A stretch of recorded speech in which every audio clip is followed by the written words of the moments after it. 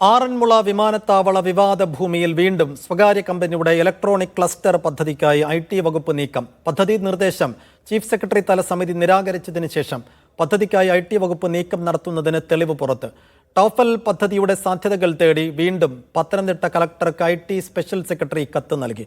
IT special സെക്രട്ടറിയുടെ കത്തും chief secretary തല സമിതി തീരുമാനങ്ങളുടെ മിനിറ്റ്സും മീഡിയ വണ്ണിന് ലഭിച്ചു. കഴിഞ്ഞ മാസം 10-നായിരുന്നു ചീഫ് സെക്രട്ടറി തലയോഗം.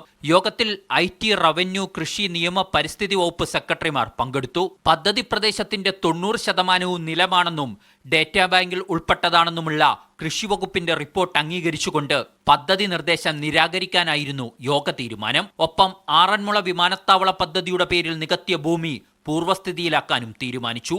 ഇത്തരം പദ്ധതി നിർദ്ദേശങ്ങൾ സമർപ്പിക്കുന്നതിന് മുമ്പ് സ്വീകരിക്കേണ്ട നടപടികളെക്കുറിച്ച് KSITIL MDക്ക് നിർദ്ദേശങ്ങൾ നൽകാനും ധാരണയായി.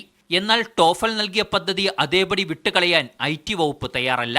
വീണ്ടും പത്തനംതിട്ട കളക്ടറിൽ നിന്നും ഈ മാസം 2-ന് IT വകുപ്പ് സ്പെഷ്യൽ സെക്രട്ടറി റിപ്പോർട്ട് തേടി. പദ്ധതി പ്രദേശത്തിന്റെ വിവിധ വിവരങ്ങൾക്കൊപ്പം പദ്ധതി നിർദ്ദേശങ്ങളും കളക്ടറോട് പരിശോധിക്കാനാണ് ആവശ്യപ്പെട്ടിരിക്കുന്നത്.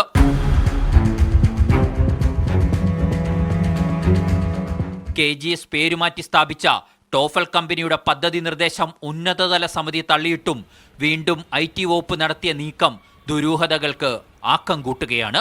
മീഡിയ 1 തിരുവനന്തപുരം.